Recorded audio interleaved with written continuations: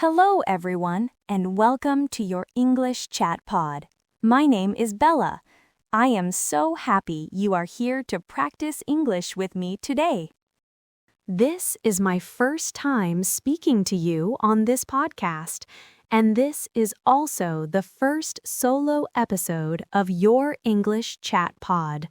I'm really happy and excited to be here with you.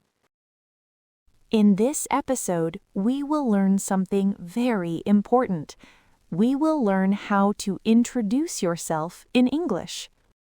Introducing yourself is often the first thing you do when you meet new people. It is one of the most important speaking skills. A good introduction helps you start a conversation and make new friends. Before we continue, I want to tell you a little bit about myself, so you know who I am and why I am part of this podcast. My name is Bella. I am 22 years old. I am from Italy. I am currently living in the United States because I am studying international relations at a public university in California. It's lovely to meet you all. With that being said, I think we are ready to get into our today's topic. And don't worry, we will use simple English. This episode is for beginners. I am also an English learner, and I want to help beginners feel more confident and comfortable speaking English. There is no pressure. We will just practice together. Are you ready? Let's start. So, first, let's talk about why introductions are so important. When you introduce yourself, you give people information about you. This helps them remember you. A good introduction also creates a good first impression. A first impression is what people think about you when they first meet you. A friendly introduction shows that you are open and kind. Before I moved to the United States, this was the most important English topic I learned. I knew I would meet many new people, so I practiced introductions a lot in different settings. Knowing how to introduce yourself also helps you feel more confident. When you know what to say, you are not so nervous. You can relax and enjoy the conversation. You use introductions everywhere, at school, at university, at work, or just when you meet new people in your city. But how you introduce yourself can change. Sometimes you need to be formal, and other times you can be informal or friendly. In today's episode, we will learn about all these situations. So, what information should you include in a basic introduction? Let's look at 4 simple steps. Hello, my name is Bella. Step 2. Your country or background. People are often interested to know where you are from. You can say, I am from Italy. Step 3. Your job or your studies. This tells people what you do. For me, I can say, I study international relations. And step 4. One optional personal detail. This can be a hobby or an interest. This makes your introduction more personal. For example, you can say, I enjoy reading and learning about different cultures. Let's explore hobbies a little more. Sharing a hobby can be a great way to connect with someone. You can say, I enjoy playing sports, or I like to cook. If you love music, you could say, I am a big fan of jazz music. Or if you enjoy being outside, you might say, I love hiking in the mountains. These small details make you more memorable and give you something to talk about. Now, what if someone introduces themselves to you first? It's important to know how to respond politely. This is a key part of the conversation. Responding shows that you are listening and that you are interested in the other person. Let's learn some simple and effective ways to reply. When someone introduces themselves, a simple and warm reply is best. You can say, "Nice to meet you," their name.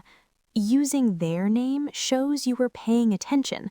For example, if someone says, "Hi, I'm John," you can reply, "Nice to meet you, John." It's a small detail, but it makes a big difference. My best advice is to use short sentences and speak with clear pronunciation. You do not need to give too much information. Just these 4 simple things are perfect for a start. Now, let's talk about formal introductions. When do we use them? We use formal introductions at university, at work, or in other professional situations. For example, in a job interview or at a conference. In these situations, your tone should be polite and calm. Here are some phrases you can use. To say your name, you can say, "Hello, my name is." After someone tells you their name, you can say, "It's a pleasure to meet you." To talk about your studies, you can say, "I am here to study." To talk about your job, you can say, "I work as." And to share an interest, you can say, "I'm interested in." Okay, now let's talk about informal or friendly introductions. You use these with new friends, classmates, or in social situations like a party. For these introductions, you can be more relaxed. Here are some casual but correct phrases. Instead of, "Hello, my name is," you can just say, "Hi, I'm from," "I study," and for a hobby, you can say, "I like." Here's a full example of a friendly, casual introduction. "Hi, I'm Bella. I'm from Italy, and I study international relations. I like reading and traveling. Nice to meet you." Let's take a moment to talk about cultural differences. In some cultures, it is common to share a lot of personal information. In other cultures, people are more private. The tips we are discussing today are for a general Western or American context. If you are speaking with someone from a different culture, it's always a good idea to be respectful and listen to the cues they give you.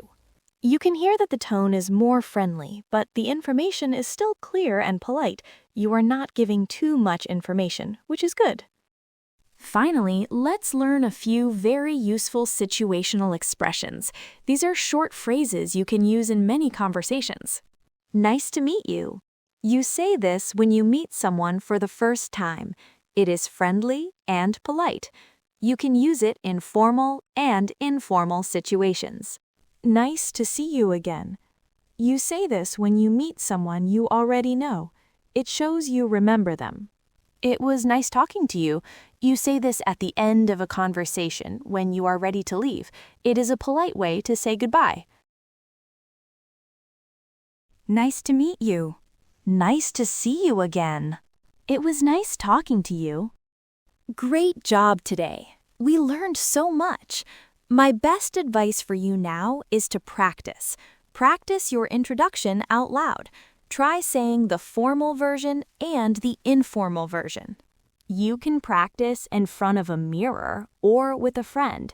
The more you practice, the more confident you will feel.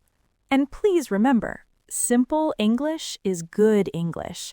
You do not need big words. You just need to be clear and friendly. Confidence comes with practice. This is only the beginning. I will be back with many more solo episodes and also will be a part of group episodes with our other lovely hosts, Elizabeth, James, and Leo, to help you practice English step by step. Thank you for listening to Your English Chat Pod. I hope this episode helps you. In our next episode, you will meet our amazing host, Leo from Sweden. I can assure you it will be a truly valuable episode. But before you go, I just want to say this. Take it easy with yourself. Learning a language takes time, and that's okay. Be patient. Practice a little every day and enjoy the process.